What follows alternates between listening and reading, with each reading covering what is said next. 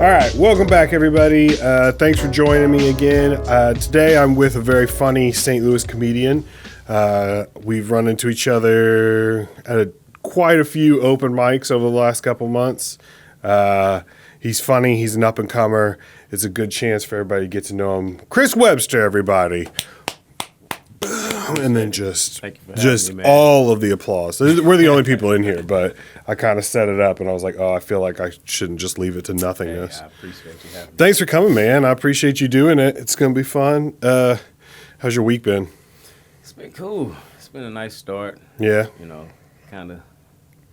It's been easy going. Yeah. Taking it easy, not really, I don't know, not knowing what I'm going to do this week for real, especially comedy-wise. So. Yeah, what are you thinking tonight? You going to go to Helium? No, I'm actually going to go down to Wing It. It's Black Charles' birthday was yesterday, so I think I'm doing a little something for him early, and then the normal shenanigans and Wednesday after that, you know. I think I'm going to try to hit 3 tonight. I think I'm going to do Helium, Wing It, and then Eat Crow. It's the thing Ronaldo puts on. Yep. I'm not sure. I don't know yet, though. That's a lot. That's usually my plan a lot of times, like that lineup. Usually at least 3, but I never can get past Wing It. I usually just hang around there fooling around. So. Well, if you get up late enough on the list, like you got to get there early and sign up and be early if you want to try to make it to anywhere after that. Because there have been times where I've been like 10th on the list, and you might be going up at 11:30, even later sometimes. So it all just depends. That's why I try to get there, place my wing order, get on the list at like number 1, number 2. Got to get the wings. Do my set, and then grab my wings, bounce over to the next place. I feel bad leaving early, though, sometimes. I think it's kind of shitty, but I'm only around open mics so many days a week, you know? So it's like I'm trying to crush as many as I can in to as little time as possible. Yeah. So like Tuesdays, I try to do 2. Wednesday's the day I try to do 3. I try to do another 2 or 3 Thursday. And then if I'm here on the weekends, I'll go see shows and stuff like that. But it's hard. I think with the open mics, though, people understand that, you know. Yeah. We're trying to bounce around. We're trying to hit as many as we can. Like the few shows I've been on, I try to stick around a little bit because I'm like, I don't want to just leave right after I go. But the open mics is like, I won't leave right after mine. I'll watch like the next 2 people, and then I'll be like, all right, I gotta bounce out. Because it kind of sucks because I know how it feels to be on that list and be at the bottom, and you just see everybody leave right after. And then you're like, oh, this was packed when it started, but now there's like nobody here, and I'm just talking to myself. But so this is just kind of a way to like have some fun, maybe have some debates. I'm going to ask you a couple different questions. We got a couple different categories set up. I'll let you pick where you want to go with first. First category is best guess, which is like there's no way to know the possible answer. So just give me your best guess, and then maybe we debate about it. The next is like personal. It's like things that'll be different for you than would be for someone else. You know what I mean? Food, music, fashion, money, romance. Those are our categories. Okay. I'll add more as time comes on. I want people to start submitting questions or whatever. Like if you are listening to it and you're like, oh, here's a good one. Or if you have any questions for me, you can feel free. This is not like my podcast. I'm the only one who's allowed to talk. No, you say whatever you want. So let's start off like something simple. You said, was it just your anniversary? My wedding anniversary? Yeah. October, yeah. Oh, I thought you said no, it was your birthday. It was just recent. My birthday just passed, yeah. Yeah, okay. That's why we were talking about your wife, and you've been married for 2 years, right. And then you were talking about your birthday, and I thought maybe. Mixed them up.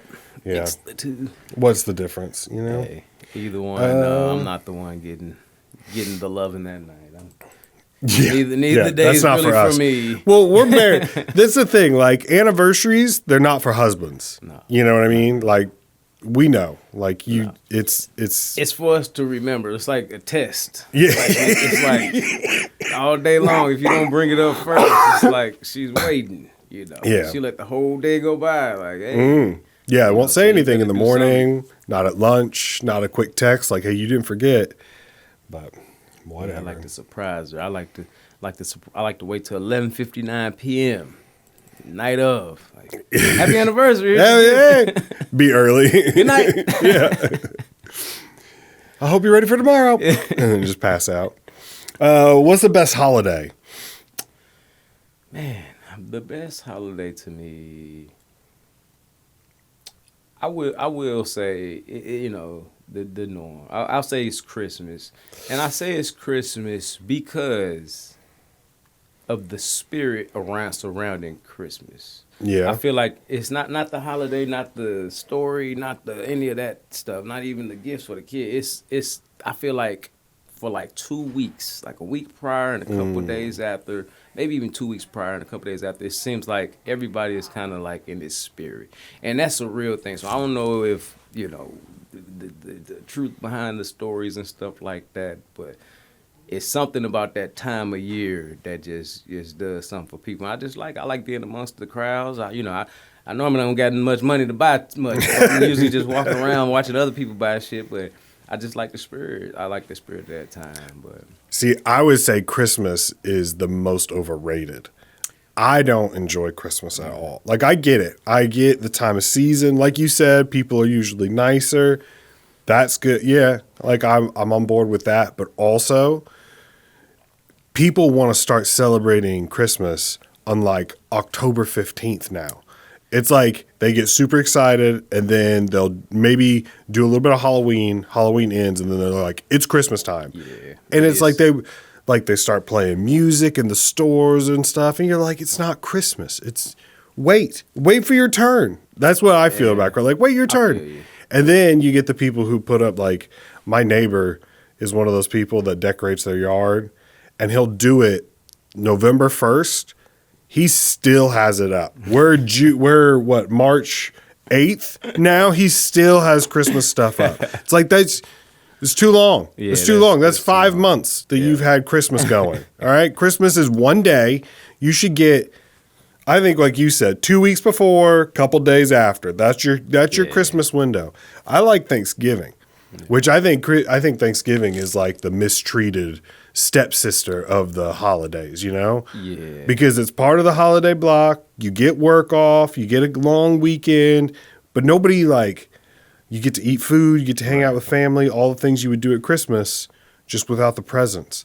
It's because no one gives thanks anymore on Thanksgiving. Yeah, you know exactly. what I'm saying? It's just about food. It's just about that.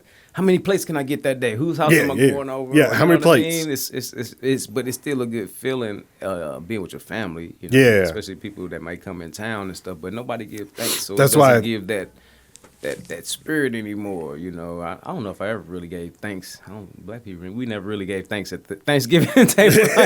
We're like, thank you for passing me the mashed potatoes. No, we didn't do that. That was something that just started recently. Like, I want to go around the table and everybody give one thing you're thankful. Also, they trying to bring it back. Like, that's why I thought that was a thing back a long time ago. Like, you would see on TV sitcoms and stuff. Now that's why I like Thanksgiving, because I think it's like a hidden gem. It's coming up and you're like, okay, Thanksgiving, but then we get on to Christmas and stuff like that. But then when you take time on the actual day, you're like, man, Thanksgiving I got football. I got food, overshadows family. Like, I don't know what else do you want with your holiday? Parade for the kids, like, get to stay in. Yeah, my mom, we used to keep our Christmas lights. Like, she used to be, like, I don't know if it was a black thing or what, or my mom thing, but, like, Martin Luther King Day was the day that it had to be down. Like, if it's up past that, you're tripping. You know what I mean? Mm-hmm. But it's crazy. Like, I had a buddy, he asked me, he said, hey, why come I never see, black people putting up their Christmas lights outside on our house? He was like, we make it a whole thing, like a couple days after Thanksgiving, we all get down, have lemon meringue pie and shit, and, put all the lights up and shit. And I was like, well, that's because black people, we put our lights up 10 years ago, we just don't plug them in all year. We just plug them in once a year, They're up there. If you pay attention, they on the gutters. They're like, yeah. We have these, like, lights that look like nets, and we threw them over some bushes, like, on the way up to the door. And we just unplug them during the year because they blend in. They're green. Yeah. So nobody can tell. And then come November, plug them back in. All those parks that put them up, like Tilly's Parks, and put all those Oh, big yeah, displays. Oh my, and they got to take them down. Yeah. I would quit right after the season's over. That's one thing I'm not taking this down, buddy. I mean, when it's time to put them back up. Do you like yard work and stuff like that? I hate it. So I grew up in apartments for the majority of my Yeah. life until I was about 17. That's when I first lived in a house. And so when we first did, it was kind of something new to me, so I enjoyed it. Now I kind of I'm all right. I don't know. No, It's too many leaves where I live. That's my problem. I don't mind doing the cutting Yeah. and stuff, but it's the leaves. Like that's my problem. I can't stand them. I've got trees that aren't even my trees, but they like hang over into my backyard. And I've still got leaves from last fall. Yeah. Because then my wife's like, why are you going to rake the leaves? I'm like, I'm not. They're going to go away. I blow them up against the backyard fence and just let them like compost until, they by the time the summer comes around, they're gonna be a nice little level, and I shred them up. Hey, maybe it'll be a bed for a squirrel or earth. something. Yeah, you know what I man. mean? Like probably leaves have been falling off trees long before there were fences in neighborhoods. Yeah, where are they so going? where they go? They went somewhere. So I bet you if I leave this leaf right here, it'll go away. We messing the world up. We come along with our Husqvarnas and stuff like that. Come on, That's man. what I don't understand. That's not nature. People like the reason I asked about yard work is because like I hate it. My neighbor get like my grass. It's really weird. Like every winter it dies, and then in the springtime it like comes back. So it looks like yellowish during the winter months, which doesn't really matter because everything's dead. But the other yards like turn green before mine does. Because we need like a week of sun, and then it kind of comes back. And he was talking to me about yard treatments and stuff like that. And I'm like, no, I'm not gonna do that. Like it'll turn green. Just wait. It'll turn. Leave me alone. Like if you want to come and do my yard, you can come do my yard. But I'm not doing it. I'm not gonna pour chemicals on the ground just so certain things grow, but other things don't. Yeah. I fully believe that your yard only needs to look good one time. And that's when you're selling your house. That's true. Make the yard look good. Have people over. That's a Oh good yeah, point. it's beautiful, and then leave. That's and when a it good turns brown, that's their And they problem. deal with it later. Yeah, They deal with the moles and all that shit later. exactly. I'm not gonna That's a tell. good point. I'm not gonna tell them about the coyotes that I keep hearing at night. I'm not gonna tell them about. Man, I heard some crazy stuff in my backyard. These animals, man, the raccoons, and they fight the squirrels, and the squirrels fight the cats, and the cats fight. Everybody just fighting back there, man. I'm sure they fucking too. I don't know. I'm sure one day there's gonna be some creature Some coming out of hybrid. the Northwoods, the Northwoods creature from the lagoon. Mixed breed animal. Let's see. Okay, what's the best way to relax after a long day? Man, Like you just worked, say you worked like 19 hours and you just got home and you're exhausted. What are you doing? man, best way to relax after something like that. I probably already smoked my blunt on the way home, so that kicked it off. So once I get home, just just of a shower, man, and just laying back with the wife or the kids. Yeah, man, just laying back and just enjoying the evening. And I don't know, it depends on if it's nighttime. Obviously, lay back and just pass out, But that shower sometimes make it work, but definitely the blunt. But like I said, the blunt's on the highway. I'm already had that, so. See, that's the thing. How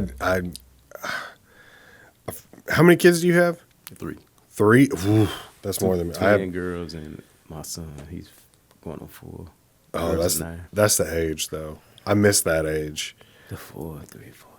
Yeah, I mean, people. Well, it can be a problem because they have energy and now they're mobile. Like when they're babies, you just put them down and you do stuff and check on them. They're fine, and keep coming back to them. But man, once they start running and All stuff, over the place. that can be exhausting. You want to mess with everything. Doing too much. What's the best show that your kids are into that you're like, this ain't too bad? There any like that I don't mind watching. Yeah, because when my kids are home, they own the TV. Everything that they want to watch, like my wife and I are just like whatever. After bedtime, that's our thing. But like Some of those shows I can't stand, but some of them are pretty good. Man, to be honest, I'm trying to get them into more shows. They watch all this YouTube stuff. Yeah. It's YouTube, man. Most of that stuff I can't really stand, man. Especially like my girls, like they're 9, so they watch all this like people playing video games and shit. These people really like grown ass people, portraying to be kids and saying all this stuff, and these kids come talking to me like, saying these words that I'm like, do you know what you're saying? But my son, man, yeah, he even is. I'm trying to get him into stuff, but he likes all that silly YouTube stuff and the Ryan's World and Koji family, Koji, all that crap. Yep. It's people exploiting their kids. The kids starting to exploit the parents though, man. Yeah. You see that now? Like you like that Ryan, you know about that Ryan's World. Parents are on there doing stuff now. The kids don't even be around. Yeah. Ryan doesn't want to do it anymore. Ryan's like, Mom, I'm getting made fun of at school. And she's like, She's got like a cardboard box on her head, just like, Damn, I bet he is. I didn't think, when I first saw it, I was so mad, like, basically because they figured something out that I hadn't. And I was like, he's got so much money, so much, like they keep buying better and better houses. And then the more I watched it, the more I realized like, oh, this kid's life is going to be miserable. Right. Like when he gets to school, like I'm sure for a while people were like, I watched your YouTube video. But by the time he gets to high school, man, he's still going to have, because like they're building a brand. Merchandise, Yeah, they like time stamped him at like 4 years old, and now he's gonna have to be that way for the rest of his life. You know what I mean? Better get into some tech or something. Yeah, be like a like now just go be a recluse and be make money, man. Don't worry about other people. He's set for life. I think he's got. Yeah. I think they're at the point now where they've got enough money to like just set him up for the future. Yeah. But I bet you he's miserable. Yeah. I hope, I don't know, you don't want something bad. You don't wish bad on a kid, but I grew up telling my kids you can't always get what you want. And then like, well, Ryan always gets what he wants. And so now I'm hoping that kind of like, he goes through a rough patch, like all child stars, so I can be like, see? I told you, this is what happens when you grow up. Kids, yeah, they want to do that stuff. My kids listen to Alexa a lot too. Like that's their thing. Alexa? Yeah, they just listen to music and just all these silly ass songs. I guess like Korean or Japanese like pop is like a thing. Like I don't know if it's pop or hip hop, but that's like a thing now, and that's what they're into all the time. And they wear Alexa out. Yeah, I just can't. Man, Alexa gets mad at them. I can't commit. I can't. Someone got us an Alexa, and I can't take it out of the box. I'm like, is it listening? Is it always listening to it? I know this is listening, so it's like I've already got this, but it's like, do I want another thing that listens to me and talks to you? Yeah. Like, hey, whoa. I don't know if I'm down with that. Yeah, Alexa, man. I tell you, man. Yeah, my kids, they ruin Alexas all the time. Like we have so many of them. Gone through them, man. They just turn them up, man. Like they just wear them out. Like they either break them or she just gets frustrated, and it's just like, come get your kids. Fuck this, I quit. Yeah, exactly. She changed her name. She's like, I'm Ziggy now. It's a little Alexa joke. What's the best way to ruin your day? Ruin my day. It's hard to really ruin my day. Yeah, you seem pretty even. I am, but I like certain things. I have pet peeves, and it's really just kind of boils down to like, really just being misunderstood, kind of. Or, I hate for somebody to tell me I did something I didn't do, or said something I didn't do, or that's really it. And those moments kind of last for that time, and after that, I'm over it. But I'm not just gonna really ruin my day, you know what I'm saying? I might think about things, but I may be dwelling on things, but I'm trying to work on it. I'm trying to get better at like not letting things hold me down, because I would blow up and then I would just stay mad forever, and it took me forever to let it go. And now I'm starting to try to like, it's not that big a deal. Yeah. It's not that big a deal. But sometimes, and then one thing, and another thing, and you start yelling, and then you're like, I don't even know why I'm yelling at this person. Yeah. But I don't know. Yeah, I just try to, especially as I'm getting older.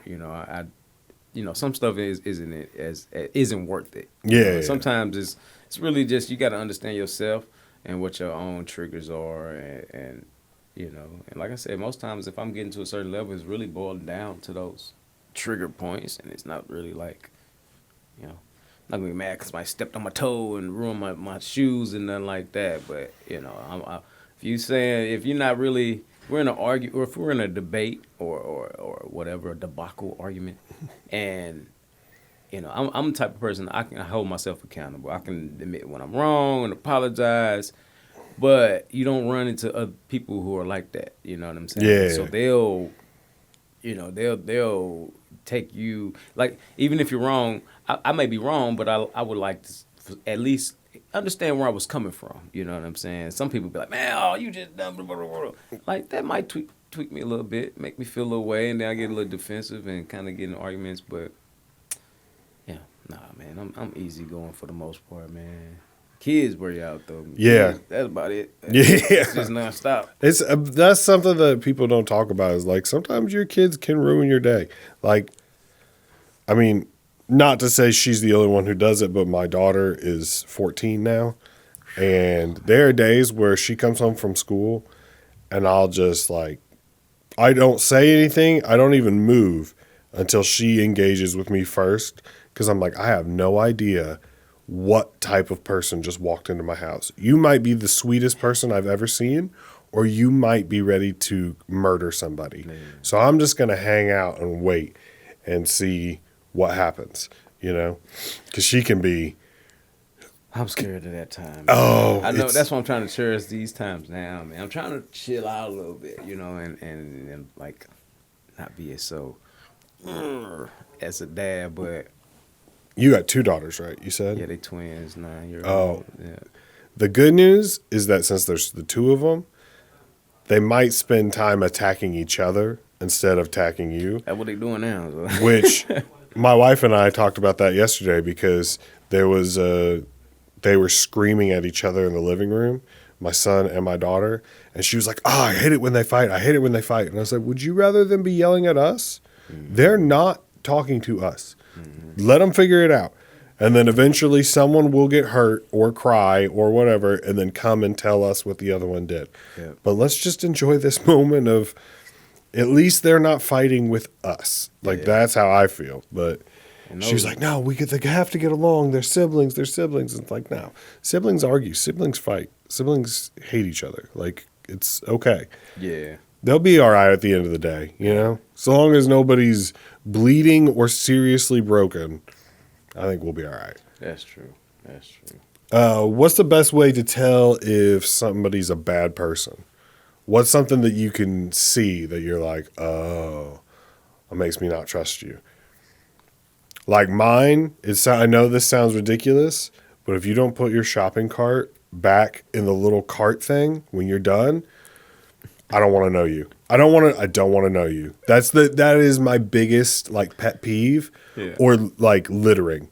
Right. Yeah, that is just like, why? Yeah. Why? That just shows like I'm more important than everybody else. Yeah. Like I can't stand it. I think there's levels to littering. Yeah, there is like there's been times like, not talking about myself, but there's a guy I may know that may have partaking in one of little shot bottles while driving. And you don't want that thing hanging around when you're done. Yeah. Boop, you know what I'm saying? Yeah, that might be causing more problems. I know another buddy, not that other guy, who will throw a whole fucking number 12 combo from Wendy's out the window. Ooh. You know what I mean? Like, after he's like, dude, what the fuck? You know what I'm saying? So, like, I would never do stuff like that, but I try not to litter. Like I said, I ain't gonna say try. For the most part, I don't litter. Man, something. I get vibe. I'm a vibe person. I've always been like that. Sensory. I mean, I wish I could think of some things more like specific like that. It made something come to me, but definitely like I've always been like that. Like, and it's all things always come to light. With that person. Like somebody come around and I'll be like, man, I ain't feeling this person. Just something I sense, their personality, just whatever, too overzealous, whatever. And then comes comes to truth that, hey, I was right. Like, this person did this, that. But, like, as far as just, like, weird things, man. I mean, I hate people that not only don't wash their hands when they leave out the bathroom, but look you in your eyes while you're washing your hands. You're doing something wrong. You ever had somebody, like, you standing there, you use the bathroom, you go, you wash your hands, they get done, walk up to the sink, like, check themselves out, say something, and then leave, and you're like, hey, what is wrong?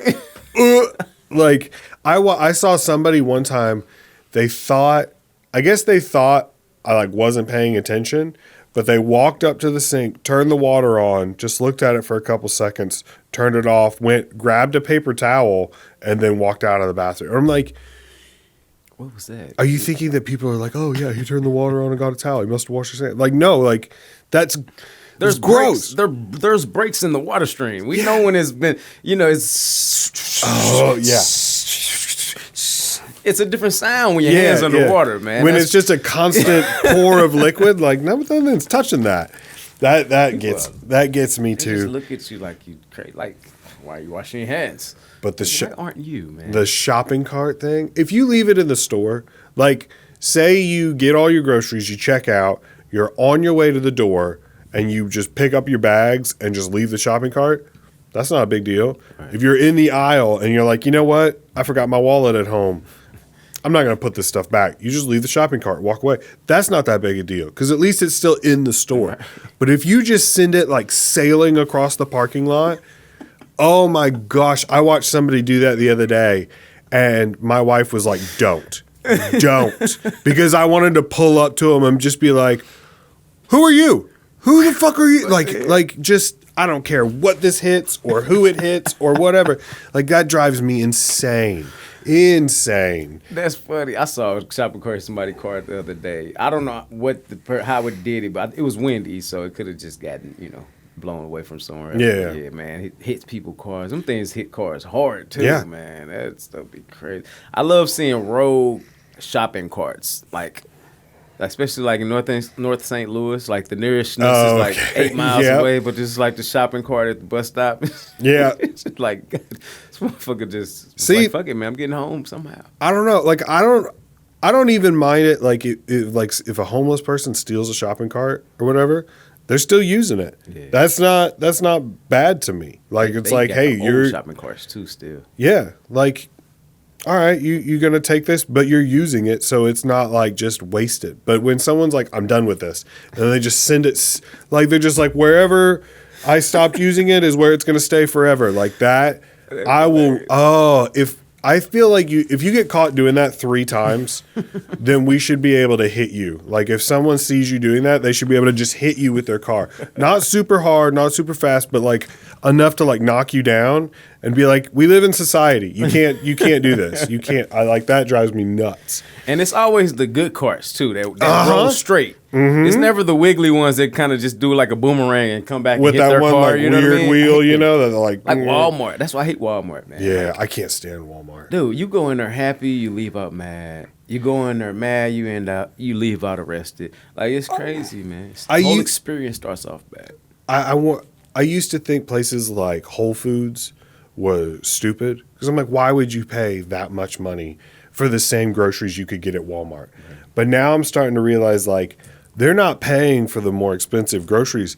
They're paying to not have to deal with stupid people. Like, I was in line behind a lady yesterday, and she had like 7 gift cards and a pocket full of change, and she was trying to buy a flat screen TV. And she was trying to figure out, so she would like scan a card, and then they were like, all right, well, you're still $7 short. So then here comes the change. And I mean, like, not like quarters where like we could probably do this pretty quickly, pennies and dimes. And I was just like, what the fuck are we doing? Like, where's the Coinstar? Yeah, like I would pay a little extra money to not have to be behind you in line. Like, I'd pay an extra $1 for a gallon of milk just to like not have to deal with. It's just they have too many employees and not enough of them can help you. You know what I mean? And the thing is, it's because it was a flat screen that made me mad.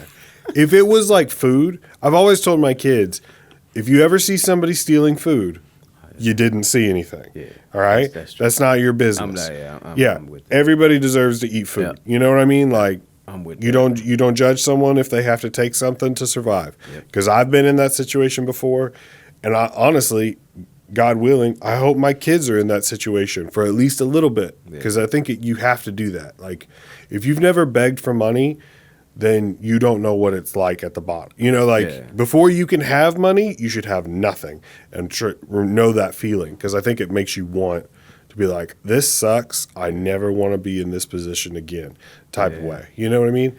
But like the fact that she was trying to buy a new big screen TV and like just to watch. It's like, come on. Tubi movie. She's probably trying to go, what, you know what I'm saying? Some silly shit. Yeah. like wasting all our time, man. There's definitely better things that you could be buying right now. Like, I don't know your life, and I'm not trying to judge you, but I'm judging you, and there's definitely stealing food. It's a thin line, though. You know, when it comes to stealing food, though. You know, because there's stealing food to survive, and there's stealing food to just have a little bit more. And sticking it to the man. Yeah. You know, like the self-checkouts. Like, I can't stand those. You know, I don't like self-checkouts. I don't like it either. Because it's too much temptation. You know what I mean? Like, personally, I'm cheap as shit. I feel like they're testing me. They're like, I feel like that's on them. That's on them. If you provide more self-checkouts than people to check you out, you're going to lose some merchandise. That's on you. You should have hired... If you would have hired 6 more cash registers, you wouldn't have lost them 5 donuts that I told the system. Hey, told the system it was only 1. You know. Oops, forgot to scan something. Oh well, you know. Just saying. I hate it. It's the whole process. I think they modeled them after the industrial prison complex. You know what I'm saying? If you've never been to prison, you go to self-checkout, you're doing about a 4.5 minute prison system. Think about it, man. You show up with your shit, right? Okay. You stand in a long ass line with people you don't give a fuck about. You don't want to make eye contact with them, talk to them. You know, you're waiting for the people to send you to your cell, right? The people, you got the self-checkout attendants, them the COs, right? They just sitting there making sure you're not doing nothing wrong, making sure you're not stealing no shit, you know? Then you got the person in the back. It's the self-checkout supervisor. It's the warden. They making sure the COs and the inmates are doing right. You know what I'm saying? You do all that shit. You pay your money. Then what you do at the end of your sentence, you leave with everything you came with in plastic bags. It's prison, man. Tell you. I never thought about that. I never thought about that. You go to prison every time you go to self-checkout. The wardens, the COs, you the inmate. That's why. Have you ever had someone be like, "Can I check your receipt?" and you just say no? I've done that a couple times. Like, I've been leaving. They're like, "Excuse me, sir, can I see your receipt?" No. If you wanted to see my receipt, then you should have had someone check me out, and they would have printed it and handed it to me themselves. You let me go through self-checkout. You're trusting in me that I did it the right way. You can trust that I'm going to walk to my door or my car. You know? I get mad when the people at Walmart at the end don't check my receipt. Because I'd be like, man, I could have stole all this shit today. You know what I mean? God, I could have had an Xbox. You know what I mean? Man, I shouldn't have put that back. Man, check it. I can do better about this. I should go back and get those headphones. How long you been in St. Louis for? Oh, man, I'm born and raised. Oh, really? Yeah, I went to college for a few years. You know how that goes. You come home all the time doing that. But born and raised, man, all my life. Yeah. I didn't know that. I thought for some reason you were not like new, but I thought you had started somewhere else and came here. Oh, man. Born and raised. I think I'm just my own kind of like person, man, because when I even went to college, like, people thought I was from Kansas City. Okay. Just because I just don't carry myself maybe like as the average maybe St. Louis vibe like guy. I'm not all flashy fly like some of the brothers out here. You know what I'm saying? I always say I'm the most unfly comic, you know, in St. Louis. Like, it ain't me, but nah, man, born and raised. My mom born and raised. All my family except my dad, but my dad's from Ethiopia, so I'm half Ethiopian. But yeah, St. Louis. He was here before I was here. Nice. What's the best pizza place in St. Louis? The best pizza place. So I'm gonna get specific with it. That's what I want. It's Emos and Webster Groves. Emos and Webster Groves. Yep.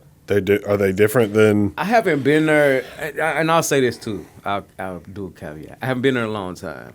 I used to work there for Okay. years, and we had the best. So Emos got to a point where and Emos don't hate on me, nobody. You know, Joe Stratton, all y'all, much love.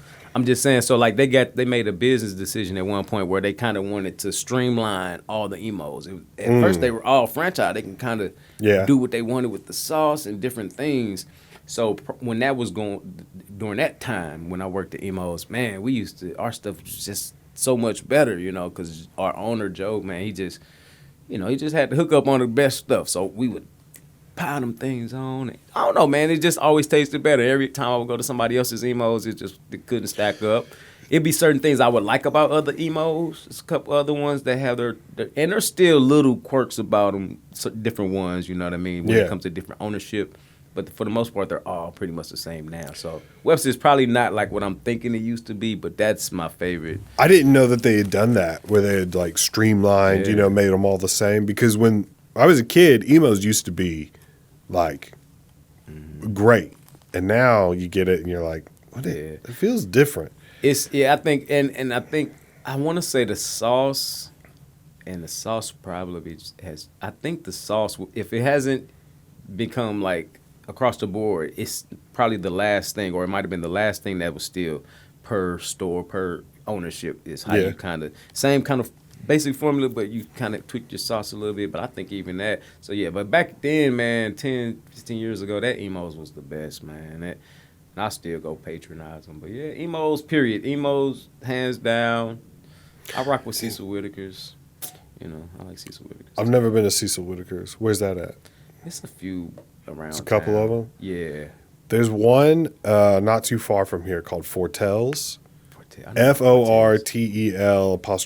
Yeah. Oh, that reminds me of Emos from when I was a kid.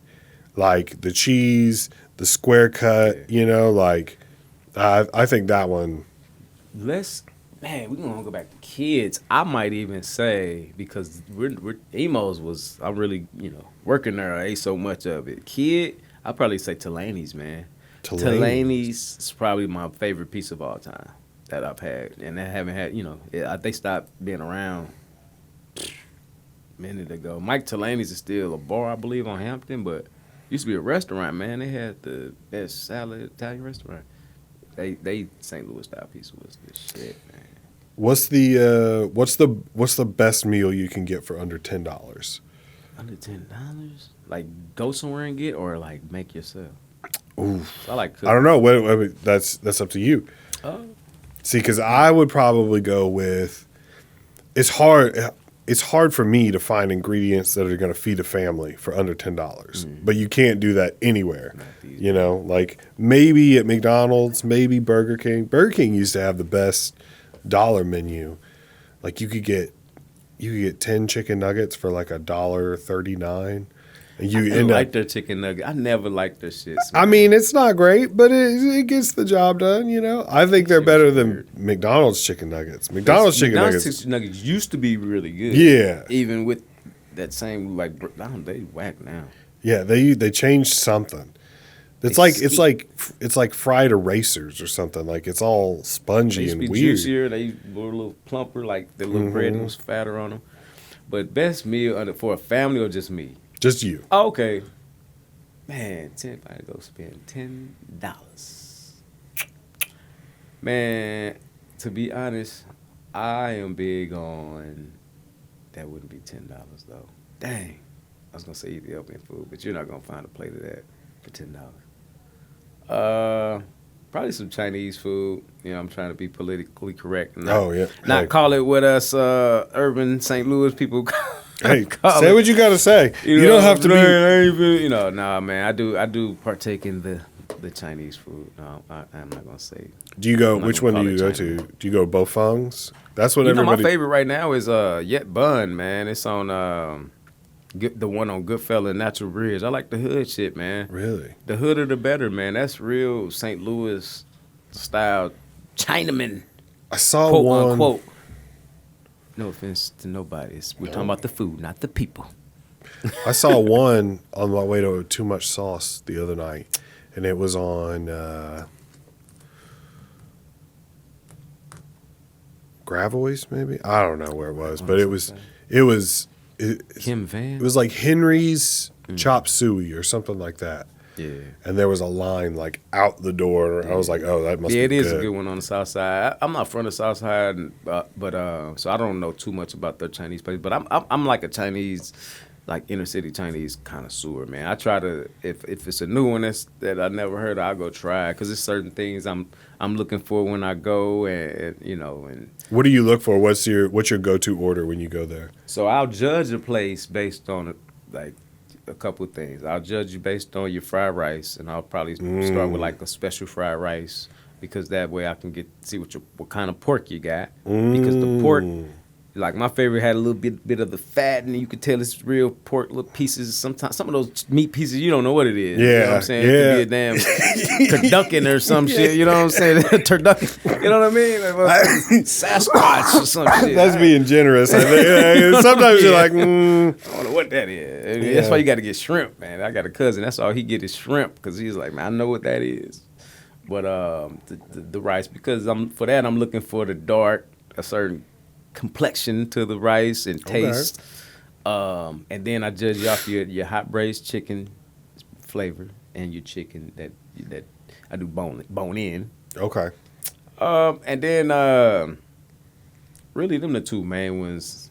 Maybe your crab rangoon, but since I had COVID a while back, man, I'm weird with like certain like dairy like sour creams and stuff. Yeah. It tastes weird to me now. When I lost my taste in my I didn't have bad COVID. I just lost them two things for a couple weeks, and since then, man. Yeah, my wife had it not too long ago, and afterwards, I took a test and it said I was negative, but things just started tasting weird. They had like a weird like almost metal copper taste to it. Oh yeah, and I was just everybody like, a little different with it, but yeah, and this was, man, mine was at least that was 2021, I believe, man. This time is flying. It's 2023. COVID was 2020, bro. That's crazy. The first time I got it was last year, like right around this time. And it dropped me. For 2 weeks, I was just like, I couldn't walk upstairs. I was always exhausted. And then finally it went away. And then I don't know if I got it again, but I think I got it again. Like, because I got sick last like November. And I was like, this is weird. But I didn't. I mean, it was like 2-3 days. I had a weird cough, and then it went away. But ever since, like, things are like, certain things taste different. Yeah, I can't do. Just taste different, like stuff you used to like. Yeah. I can't do colas no more. I've never been into sodas or anything like that. So that was. It's just an example. I don't know what, like, seriously, like, I noticed, like, yeah, like, for instance, like ranches, right? I noticed I can do, like, non-buttermilk. So something about like a sour dairy stuff. So like sour cream, stuff like that. It's like this weird weird taste, and it's been like that. And that was all I had. I didn't have no ailments, nothing. I just couldn't taste or smell nothing for a few weeks. I was like, I know it's COVID, but I wasn't trusting no test. I didn't trust nothing, man. I'm a conspiracy dude. I didn't trust none of that shit. Me too. Yeah, I'm big. Yeah, man. I didn't do shit. I'm like, fuck this. I'm gonna deal with it. You know what I mean? That's how I felt. I was just like, I don't know. And now all this stuff's coming out about people getting sick from it, and Nobody's it's like talking about it. They're slowly starting to like release information, like, well, some people are having strokes, and we're not really sure why. And you're like, I bet. I mean, one of the comedians I follow, man, he's a big conspiracy dude. He always says conspiracy theorists are like batting 950 right now. You know what I'm saying? With a lot of stuff just over the decades, especially now with so much coming out. You know what I'm saying? But it's never like a normal person to be like, you know what? I remember this crazy person talking about that. Like, it's just always, everything swept under the rug, man. Like, I just hate that term, conspiracy theory. I do too, because it's like, why? Just because you don't think that way, I'm a conspiracy. Like, this makes kind of sense. You know what I mean? It makes like more sense than the stuff they tell you. Man. Somebody said the other day that the difference between a conspiracy theory and the truth is about 6 months now. Like that's something. Hey, I promise. They probably said my buddy, the guy talking about like I've heard this. Yeah, I've heard that be said before too. That's true, man. That's true. Like you sit back and stuff is gonna come to light, man. You got to be careful who you say that stuff around too, because like especially with COVID or vaccine related stuff. Yeah.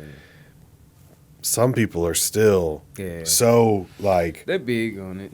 Hard. Yeah, I don't push nothing on people. I don't really talk about stuff. I know I'll talk about the superficial conspiracies with people. But when it comes to people's health and things like that, you know, that's everybody's choice. You know, I have nothing.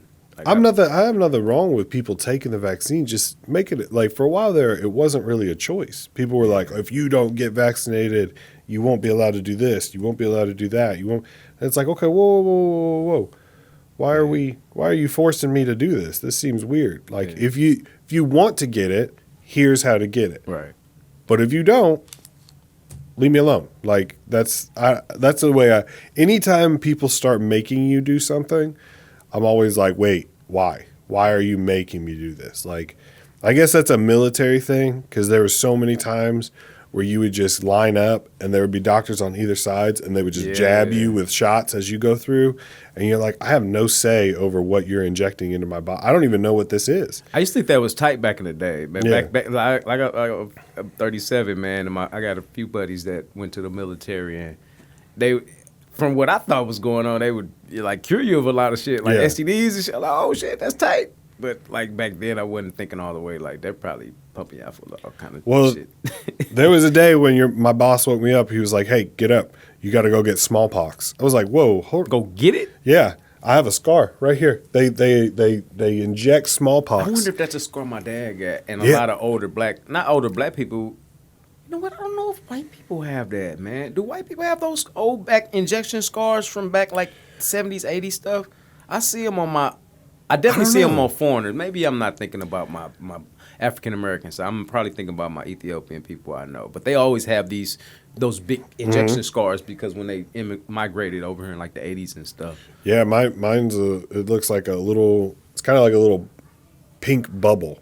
Yeah, like that's almost like right here. A lot of people, like if you travel outside the United States, a lot of people get that's small. But like, it is a weird thing for them to be like, now you're gonna have smallpox, so like you weren't allowed to like wash this arm, and you had to keep it wrapped and for like 2 weeks because if that bubble like breaks like a blister, it'll spread everywhere, and so you're like quarantined and stuff. It was pretty wild to be like, there is a very deadly disease inches away from my face on my shoulder. Smallpox. They say smallpox is the reason that they say.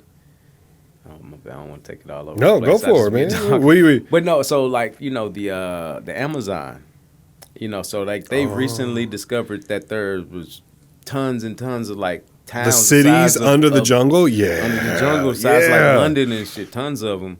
And they said, like, the reason the people are gone is because the Spaniard guy, or I don't want to say Spaniard, but the Europeans came through and went through, and they ended up bringing smallpox through because he was just, you know, exploring, but he brought the smallpox, and it annihilated that whole population by the time, I forgot, like not even 50 years later, 100 years later, it was gone. You know, and the jungle just took over all that stuff, man. So that is insane. It's crazy.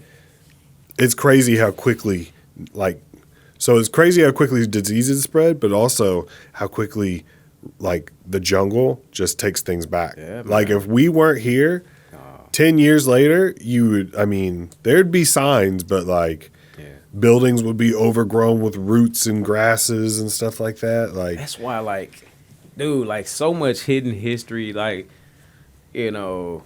It's so much hidden, and it's so much right under our feet, bro. Like, what's crazy? I was just looking at today of this old map. I want to say it's called the Bono Monte map of 1587 or something like that, 1560 something like that. It's a map this explorer, you know, made after exploring the Earth. And this was back when I wanted like Flat Earth. Flat Earth was believed to be true until like early 1900s. So that's not round Earth is a new theory.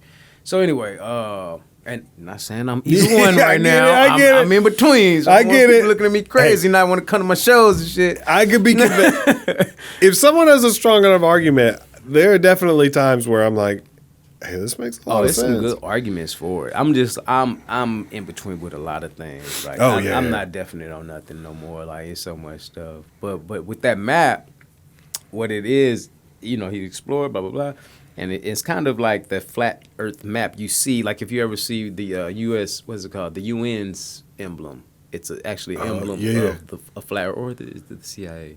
It's one of them organizations. Yeah, the UN, because it's got the wreath around it, like the olive branches or something. That's actually a picture of a flat Earth, what it would look like if there was this way. So anyway, it showed there's no Australia on the map because Australia wasn't discovered till later. But it shows all these lands surrounding the kind of the map. You have like Africa and all this stuff in the center, and then like around and outside all these lands, which is supposed to be Antarctica under ice, but these are lands. He's showing like animals and all these different things, and then lands beyond the land. Then you get into nowadays all these people with these little pictures of all these crazy lands outside of our land. It's just, man. But like the point is, that's an old map. That's something this explorer made. Like that wasn't a time where people would just create no dumb stuff. You know what I'm saying? Just to be, I'm going to make some funny stuff just to mess with history. Like this was an explorer. That's what he found. You know what I mean? So and think about it. There's years of his life. Like how long did it take to get on a boat and travel around the world? Like decades. Like because you can't just. It's not like today where like you catch a flight and you can travel the world in like 24 hours, really, if you wanted to. Back then, you were dependent on the tides and the wind and how far till our next supply stop. How, we got to find shelter, we got to find food. How far can we go until it all goes bad? Like, it's crazy, man. Decades and decades of work, and then people are like, nah, it's not real. Like, what? Because it's so much, Yeah, think about it. In history, all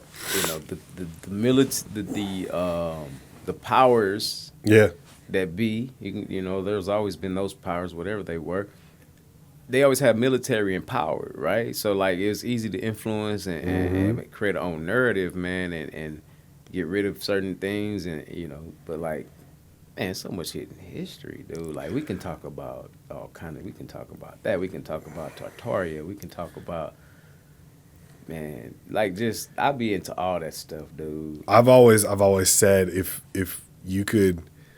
you had unrestricted access to any place in the world, where would it be? And I've always picked the Vatican, like where the Catholic Church is, because that there's some secret room full of just crazy scrolls or history. Monuments.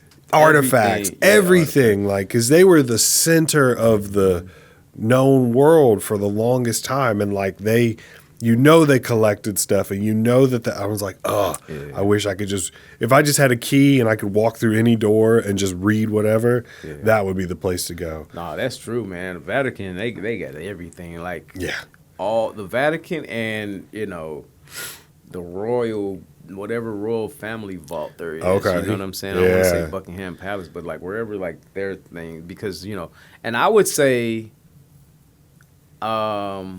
maybe so even more. I would say maybe 50-50 as far as importance of the kind of stuff both of those places probably have, man. Because that's a royal regime. We don't want to get into but it's like the people who run it now aren't the originals, but the original people, like that's the ancient royal regime, and then you got the Vatican's the ancient. They've got all that stuff, like all those artifacts from Africa and Saudi Arabia, all those different places, man. Like, like the Library of Alexandria before it burned. I bet somebody looted the shit out of it and then burned it, and they're like, oh, it all got lost. But really, it's like, no, I just took it for myself. Like some of that has to be somewhere, and I'd love to see some of that. Dude. There's probably so much history. There's so much stuff that we don't know about, and we think we do, but I'll say this, and I'll put this out there on your show. Like I said earlier, one of my If you would ask me what's my favorite conspiracy Yeah. to talk about, That's one of my slides on here. Oh, What's go the, ahead, dude. No. What's the best conspiracy? Go for it. I mentioned it. The best conspiracy because it encapsulates the idea of so many conspiracies. Mm-hmm. The best conspiracy for people to get into is Tartaria. Tartaria? Look into Tartaria. Tartaria. Tartaria Okay. was a empire. It was the largest empire. It was most of the world, but it was a large, peaceful ran empire, and it really failed in the early 1800s or something like that. I want to say it lasted 400. But so like Tartaria is believed to be where all of this technology that and things that we see these days is really from. So like, you know, like cathedrals, big ancient cathedrals. Like we got a couple here in America. We got of course in Europe and in South America with the big crazy organs and all that crazy stuff. You know what I'm saying? Like the Hunchback of Notre Dame, all that stuff, right? Those cathedrals. So those they're said to have been from the time of Tartaria, where they weren't churches, they were healing centers, and they would heal bodies through those use of the. Because you go to those churches now. I grew up going to black churches, and some of those black churches will be in big buildings like that. And I wouldn't say some of those buildings are from that time, but even those big organs in there, nobody ever played those organs. You know what I'm saying? No one ever really played those organs. So what are they for? So like they were said to have been people who knew how to play them in those times, knew how to play these frequencies that could heal the body and things like that. So they were healing centers, and they also were they dealt with electricity. There was like free current electricity and things like that during the world. And man, I'm telling you, like people, if you dive into that, it's crazy. It gets into kind of the another thing that kind of ties into a lot of stuff will tie into that, and you can see how it branches into that because it's really about hidden history. But another thing is like all the world's fairs and like like some of the world's fairs, the early world's fairs. So like a lot of that stuff was built, was already there. They made it seem like it was built for those fairs, but they were already there, and it was like. You know what I'm saying? So they were there from a time, you know what I'm saying, that's a missing time. It's weird, man. I don't want to get into that kind of story too much because I don't have all the details in my head right now. But it's also another thing, too. There's pictures taken of somewhere in Europe, somewhere in London or in some country, a city. There was pictures or whatnot of the town, and the issue was there were so many houses. If you looked at this town, there was like maybe the town was big enough for at least 800,000 people, 400, you know, like a lot of thousands, hundreds of thousands of people, right? But this was prior to the population of that city growing to what we know it is being. You know what I'm saying? Yeah. Like, so it's saying, why was there so many houses and so much you know what I'm saying? Yeah. Like, and that goes into kind of like this. Was there like a wipeout or like a reset of population? Man, it's some deep bet there shit is. out there, man. I don't believe all this stuff. It's just some interesting stuff I'll be into. See, man. I like reading about, especially conspiracy theories. Even if I get down and I'm like, I still don't believe this, but it's still like. Why not? Why not have something a mystery to solve? You know, like why not look into it? But like, I believe it. I believe it because like when I found out that the pyramids, like when you think about Cleopatra, you know, she was born closer to the invention of the iPhone than she was to the building of the Great Pyramids. And you think about it and you're like, oh, that's all ancient Egypt. But it's like, no, there's thousands and thousands of years in between. So something happened, you know, whether it's like someone invaded and took over, natural disaster, like we still don't know really why the pyramids are there or what they did. And when you were saying about the organs and the sounds, have you ever seen when someone takes like sand and pours it over like a table and then they play vibrations and it turns into patterns and stuff? Like I totally believe that there's like healing features in music and noise and things like that. I think I might have the number wrong, but so there's a certain frequency. I heard it the other day. It's 440 something or 400, and it's a certain frequency that's good for the body. And what's crazy is, so music used to be, so like I like listening to oldies. Okay. You know, and I told you I'm an energy kind of person. And I noticed when I listen to like the old station with like the old R&B stuff, it gets you in a nice vibe. When you listen to the new music, you know what I'm saying, any new music, even when I go back to like the old rap I like, 90s, 2000, it's a vibe, right? Yeah. What happened was they say at one point music was recorded at a certain frequency, you know, the frequency that was good for the body. And then once again, them powers that be swooped in and did their whole thing. Like, no, we're gonna use this frequency when we master and do these. You know, when you record these things, that's more detrimental to the body, because it is like we're electromagnetic beings, man. We run on like frequencies. We run on all that stuff affects us, man. Like music is real, like, and it's real, like frequencies that's good for our different ones that do different things, but there's, you know, certain ones that are just good for healing us, man. Yeah. We electromagnetic beings, man. Like that, I believe that 100%. That's I don't know. That's crazy to me. I don't know much about it. My buddy, I had a guy I worked with named Rick, and his mom was like one of the like Reiki masters and stuff, and he explained some of it to me, and I was like, at first when you first hear it, you're like, that seems like that's some bullshit, you know? But then the more you talk to him and the more like he would say stuff and do things and stuff like that, I would be like, man, maybe this guy's not crazy. Like, he does seem like he knows what he's talking about, and he believes it. So it kind of makes you be like, well, I know he's not saying this because he's trying to like trick me. Right. So there's got to be something to it. But my favorite conspiracy theory lately, the best one I've been into lately, is dragons.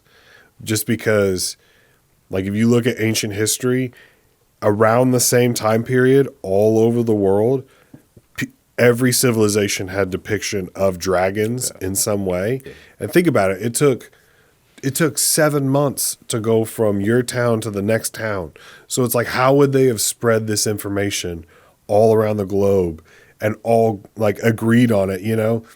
And people are like, well, where are the fossils? But if they could fly or whatever, maybe they had more hollow bones like birds. And birds don't fossilize. You know what I mean? Like, when birds die, like, their bones just turn to dust and they disappear. Like, there's no fossils of birds. So it's like, maybe that's what happened to the dragons.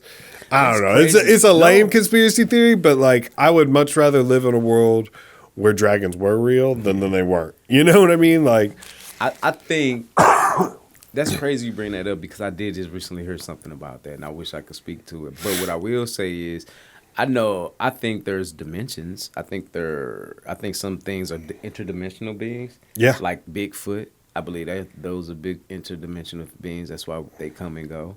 I think something like that. So like when you said like all around the same time, they start seeing dragons, right? Yeah, well, they start like artwork of dragons, like on pots or on walls or in like even paintings or stories, like, and it's not even all that long ago, like 1700s, 1600s, like that was all a very common theme around the world. And it's like, okay, maybe we killed them off. Maybe they died from whatever, you know, like a natural way or disease or whatever. But like, I don't know. That's something I've always been into. That's crazy. I wish I could remember what they was talking about. But like, I think interdimensional, I think like that's the big thing. I think that's real, man. Yeah. Oh yeah. Because like, even not just with dragons, but like different things that happen at the same time. Like even the building of the pyramids, just different knowledges around the world and all that stuff. You know, whether you want to believe aliens or, you know, fallen angels, all this different kind of stuff, you know what I'm saying? Like they all happen at the same time, whether it's dimensions or something came in at the same time. And it could have just been like one big old like clash of dimensions. Yeah. All the shit came along, these dragons and this, that, the other. And you ever heard of Skidwalker Ranch? Yeah, with the cows that like turn inside out and stuff like shit. that. I didn't heard about that one. I heard about like fairies and the wolf, just as crazy shit. I didn't hear that story though. Oh yeah, that's Yeah, what I I've heard always just as heard is crazy that shit. it's there's like werewolves. I've heard stories about that. I've heard stories about cows that just magically, like, or not magically, but whatever, like they just somehow their outsides go on the inside, insides go on the outside.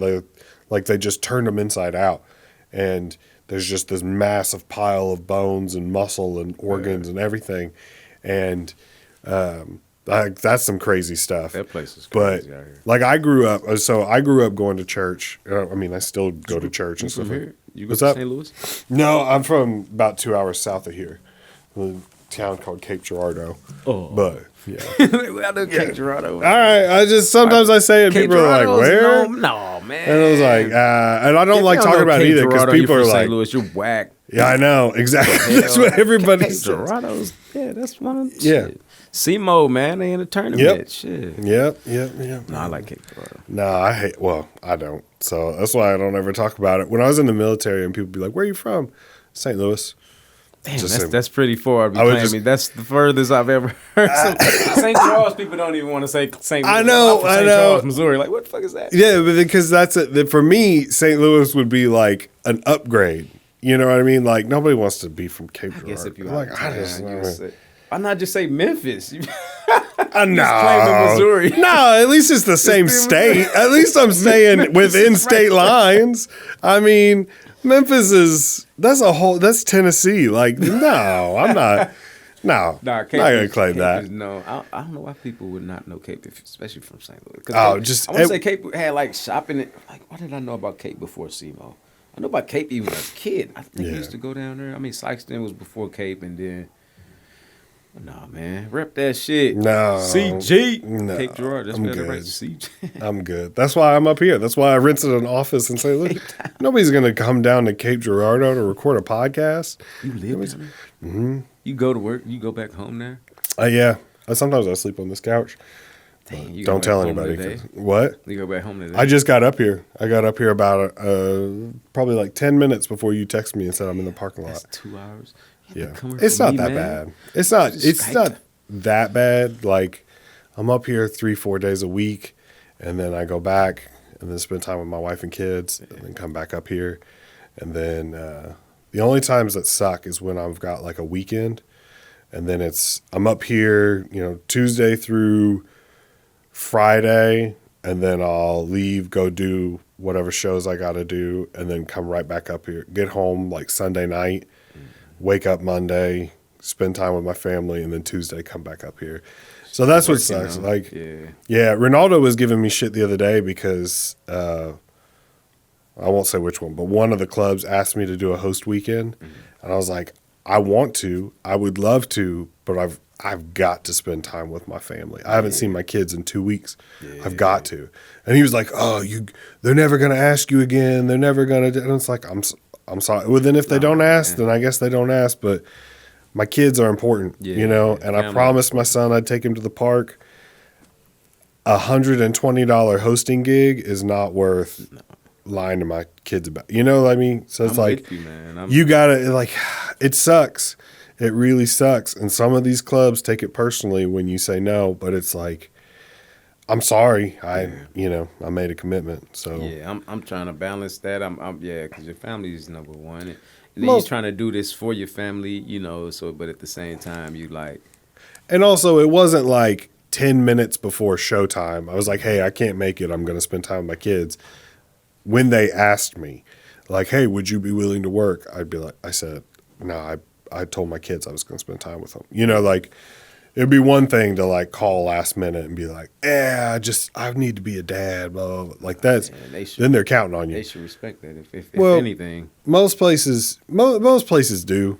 I think he was just talking shit just to get like, he likes to fuck with me. But I think most places, once you explain it, cause like for people like us, we're older, we have families, we have other things going on in our lives. It's not like you see some people who get into comedy, they're 20 years old and they're like, oh, well, I've got a air hockey league on weekends. And you're like, all right. All right. I don't know. There's so many, like, I heard one person complain. They were like, oh, I'm supposed to be at my fantasy football draft this weekend, but I had to miss it, come to a show. I'm like, well, then you should quit, man, because if fantasy football is more important than reality stand-up, you should go do fantasy football. But family's a little bit different. Yeah, it's a little bit different. But, I mean, what are you going to do? Let me ask you a couple more questions in here. I don't want to waste too much of your time. Oh, man, good. Let's rock out, man. You drove 2 hours, man. We stay as long as you want. It's all right. I'm going to be up here for the next couple days. I'm doing mics tonight. I'll be in here editing all day tomorrow and Friday. I'll probably go back Saturday because I stayed till Monday, or stayed all the way through Tuesday this week. Let's see. We got music. Hold on. You're married, so let's get into this. All right. Let's say, all right, say you're a single guy, all right? What's the best place to meet a girl? Because these days everybody does it on apps and stuff like that. But if you were like, man, you're single, you're out, you're looking for someone, where would you head? Personally, I would go to Target. Target. You ever been to a Target on a Saturday? Yeah, you're right. Tell me you can't find a cute girl walking around looking for candles and sweaters and socks and stuff like that. Nobody thinks that they're going to get hit on in a Target. Nobody's creeped out if they get hit on in a Target. And most of girls, like, that's their happy place. So I would say Target. In a natural state. Target is underrated shopping. Like, there's a Starbucks in there probably. So they've got a little cafe mocha in their system. Got a little bit of deals, so they're saving money. Man, when I was single, I probably along those lines, but I would say, back when Walmart used to be 24 hours. Man. Them late night Walmart creeps. I think women used to be on the same thing, man. They used to just come through there like, just next to nothing. I've never tried a late night Walmart. Oh, they don't do it no more, man. Walmart's closed like fucking everybody else nowadays. Thanks, COVID. Stupid. Yeah. I used to love. That's the only time I went to Walmart. Well, why did that make it? That didn't make any sense to me because it was like, hey, we're trying to promote social distancing. So what we're gonna do is make everyone come shop between these hours. Like instead of you have all day 24/7, come at 2 a.m. when there's nobody here. No, you have to come at 9 now. Right. Sorry. Late night at Walmart. That's when I realized that white people have food stamps too, and wicked. That's the only thing they come out at night. Like they want their buddies to see them and shit. Them cars be full of shit. I'm like, oh, you get food stamps too. Mm-hmm. Yeah, man, I miss that shit, man. Some places act like we still in the pandemic though, and like all of the ghetto like Church's Chicken and McDonald's, like you still can't go in some of their dining rooms, man. Yeah, this shit's over, man. Come on. I want to wait in this long ass line. I think some people realize they're like, oh, it saves money to just lock the doors, and then we don't have to pay for like a janitor to come and clean up when someone spills. We don't have to pay because people are going to steal all our ketchups. Like the ketchup packets, stingy with that shit, straws and stuff like that. They're like, we just save money. Give you nothing anymore. You gotta order your condiments and your napkins and straws at the drive-through like microphone. Now.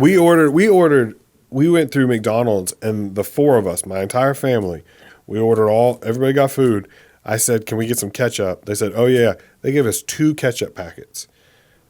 It was like, you just saw us order 4 sandwiches and 3 large fries, and you think this is what's going to, like, come on now. I think their jobs are dependent on them condiments. I think that's how they act, man. Like, they just. Do you think at the end of the shift, they have to, like, sit down with the manager and be like, I only gave out 7 packets of ketchup today. And they're like, whoa. They got to count their condiments. That's how it was when I was at the zoo, man. The zoo was my first job. Emo's was, I want to say my second or third. So Schnooks was in there, too.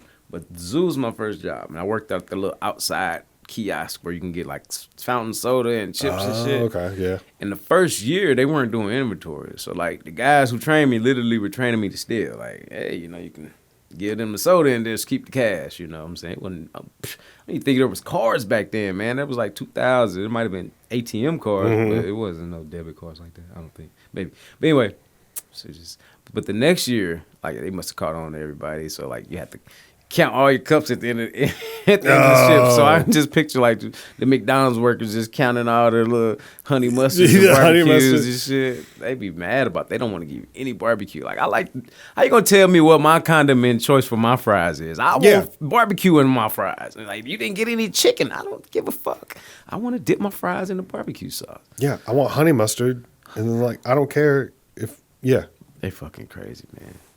Yeah, that shit drives me insane. So you say late night Walmart? That's the place Back to in the meet? day, no, I never really meet. Like meet is related to like to do what with like to be like to may have Just to pick up potential. like what's like just casual meet up or introduce yourself. Oh, hey, I'm Chris. I just saw you from across the way, and I was just trying to like, like where's your go-to spot? Where's your best? You got the best chances where? Man, to be honest, man, church. Yeah, church that's be not good, a bad man. one. Church be good because you can find something decent. I'm talking pre-marriage life, but church, man, got a lot of ladies, and they'll talk to you. They'll be at least give you a short conversation, and then it's up to you after that. Most of them be freaks too, so they. And then afterwards, you can always just. I mean, what's better than after church going to get some lunch? Yeah. Just be like, would you want to go get something to get a bite to eat with me? Yeah, Golden Corral. Yeah, that's the after church spot. You want to go to Sweetie Pies? Oh. Is that the best after church spot? Is Golden Corral?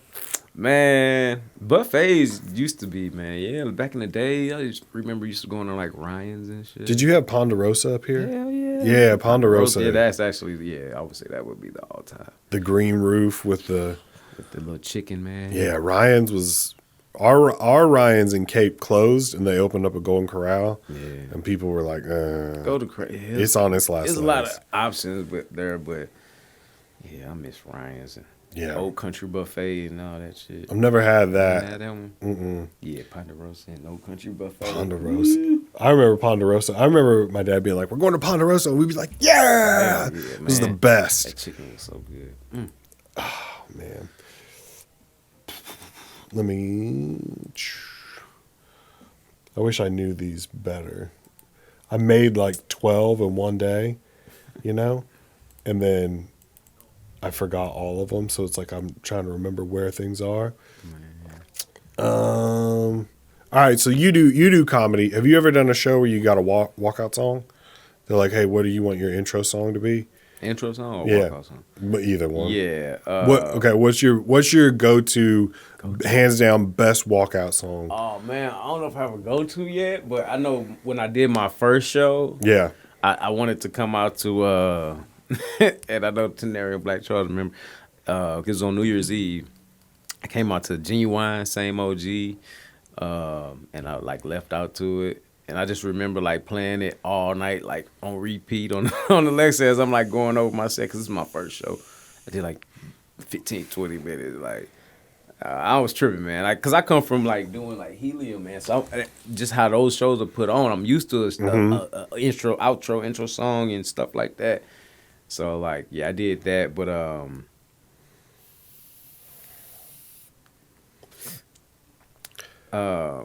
recently, I just did this festival for Four Hands, and I played "Who's That Creeping in My Window?" Pie. That's the old Goody Mob song, man. So I don't know. I don't really have a go-to yet, man. I'm fooling around with it when I get the opportunity. I don't have a go-to, but it's some rap related, man. My favorite one that I've done recently is probably Simon Says by Pharoah Monch. You done that one? It's got the Godzilla intro. I know you're talking about that. Yeah, that one. I love the beginning of that one. But it's definitely fun thinking of a song.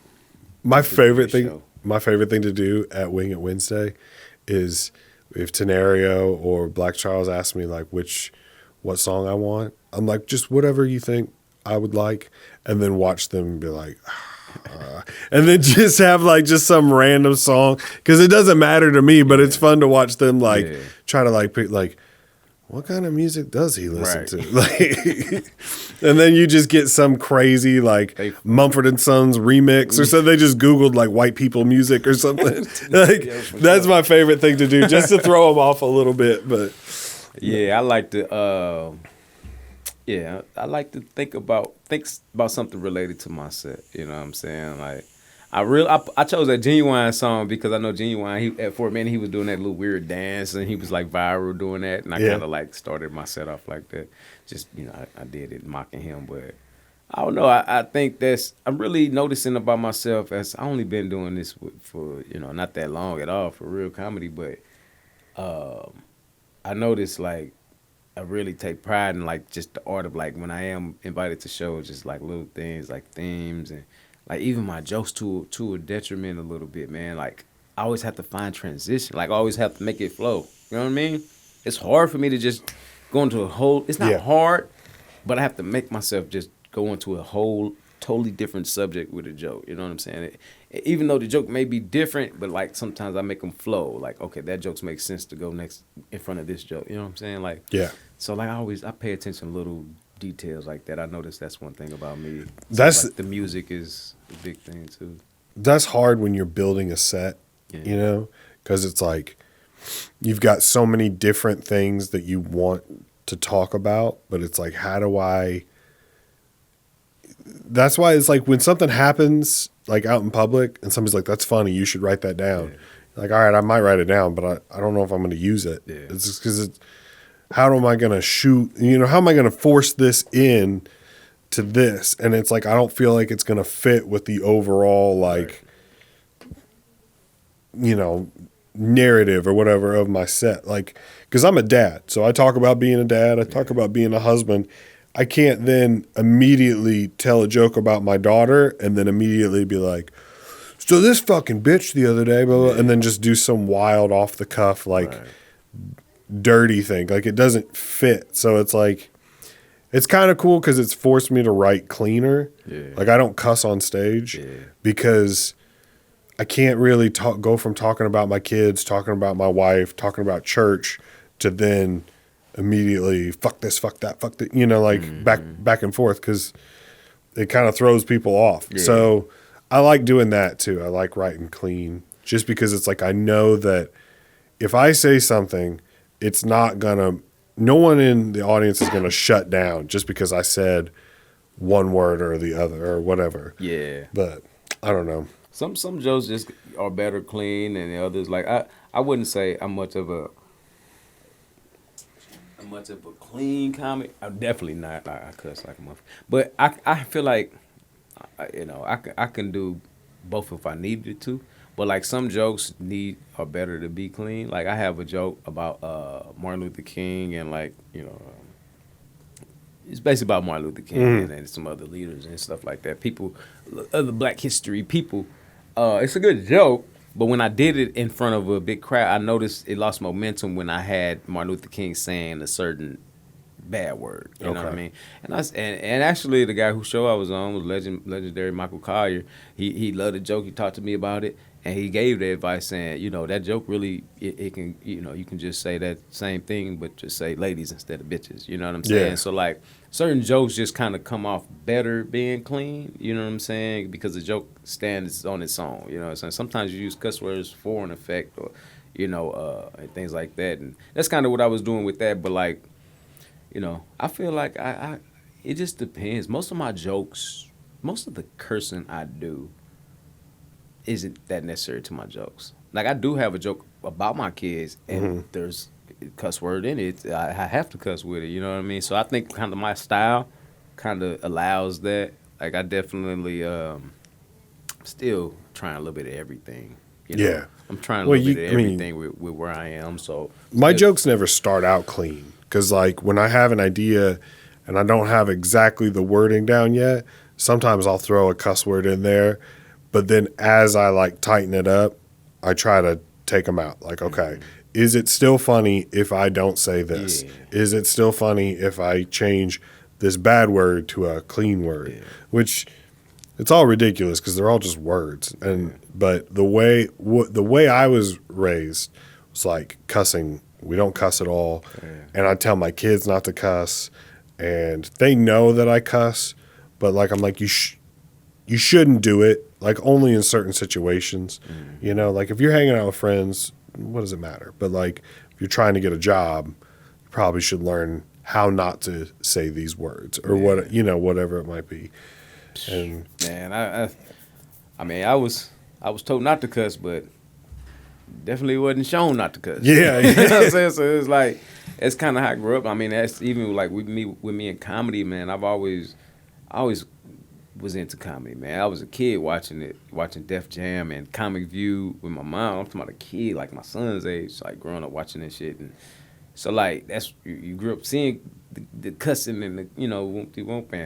So like just me, my everyday. I don't cuss all the time. I mean, I cuss, but yeah, I guess I mean it's just a part of how I talk. And right now I'm just like if somebody say, "Hey, we need you to do a church set. We need you to do it." Most of my jokes I can do, and just it really would be like the filler moments where I'm like shit, you know, like just casually say a F or you know what I'm saying. It wouldn't even be the joke itself. So, but yeah, those are things I'm still working on, man. You know, I ain't been doing this as long as you, so it's. How long you been doing this? Man, I hate to tell. I like to tell people after they see me do my stuff, but I only been doing it going on 7 months, man. Really?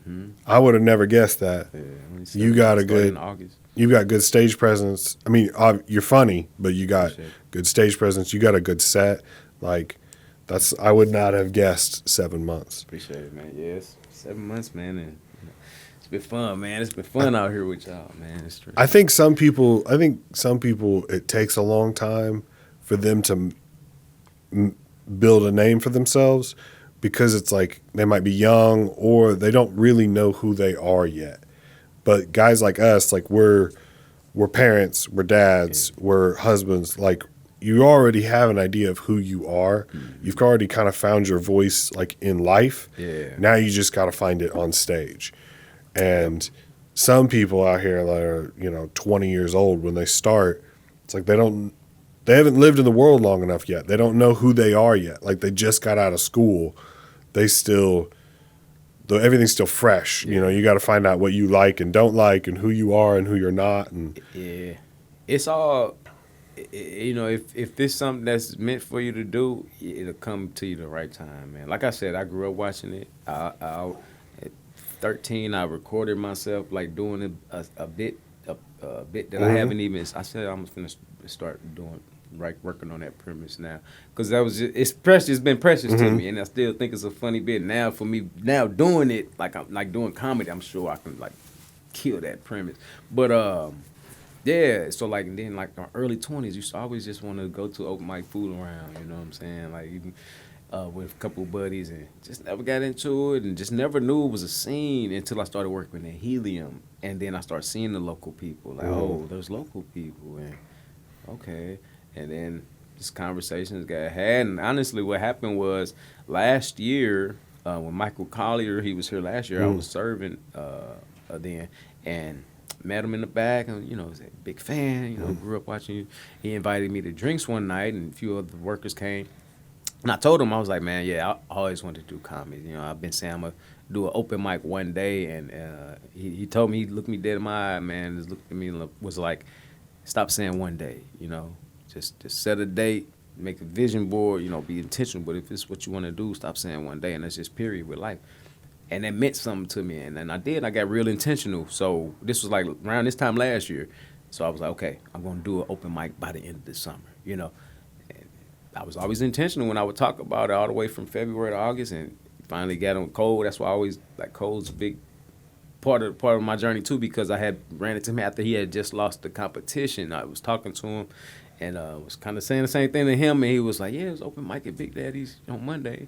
And I went the following Monday, and the rest been history, man. So, you know, those people were always part of my journey, man. So, like, that's why it was important for me personally to be in halfway decent shape to be able to rock Michael Collier's stage the next time he came around, and he let me do it, and I did my thing. So, but just certain people, man. This journey would, I don't know where it would be if it wasn't for them. You know what I'm saying? Of course, my wife and family and stuff like that. You know, that's important. Having that support, you know, at home, because it is a wild job to like consider this a job.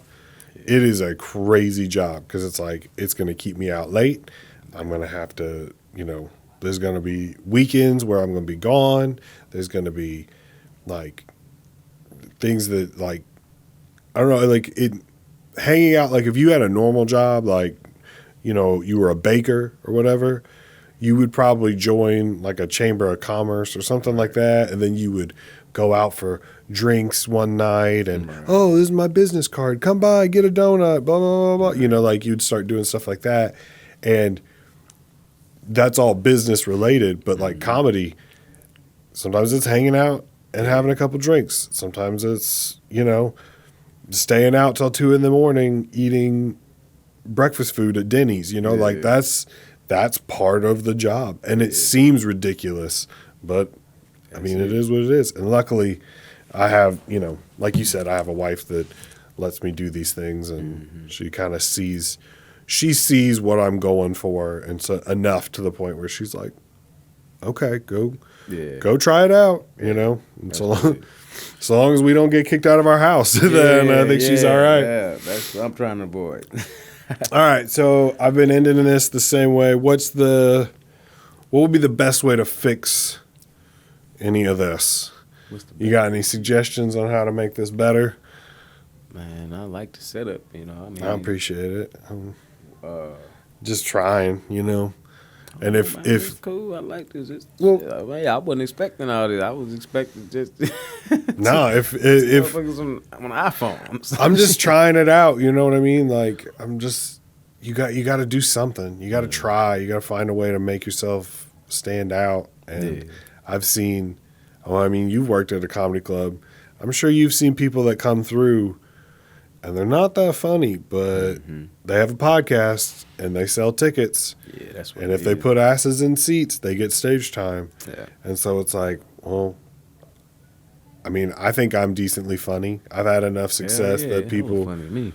You know, people also tell me I'm funny. So it's like, the only thing I'm not doing is selling tickets. Well, how do I reach people? Yeah. That's try a podcast. And you know what? If this bombs and it doesn't work out and nobody wants to listen, then I take these down. I put up another one. I change the name, try again. Like that's it, you know. Straight up.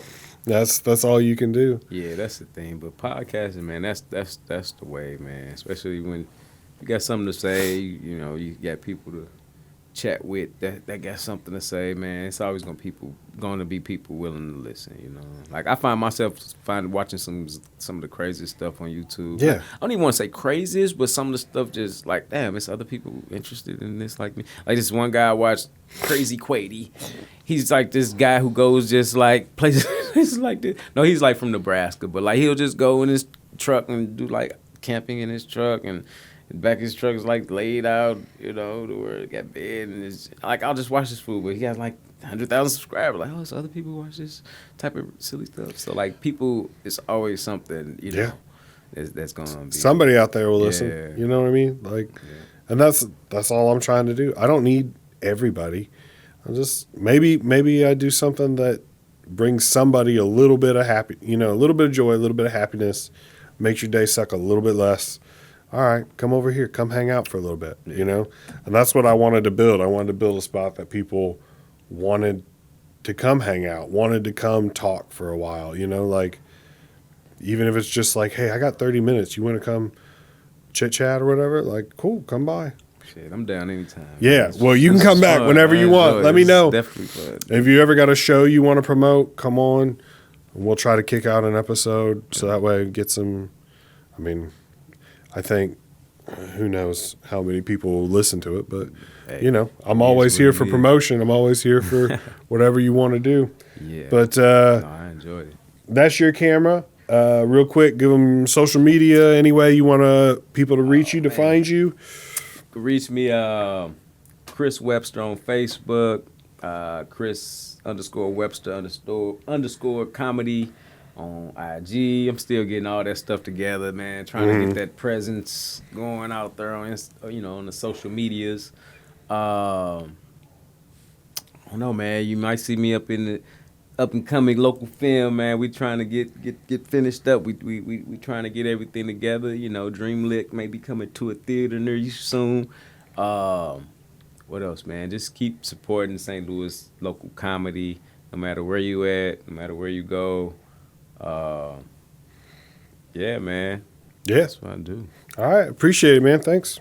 Appreciate you. See everybody, like, share, subscribe. If you got any best questions, let me know. Send them comments, email,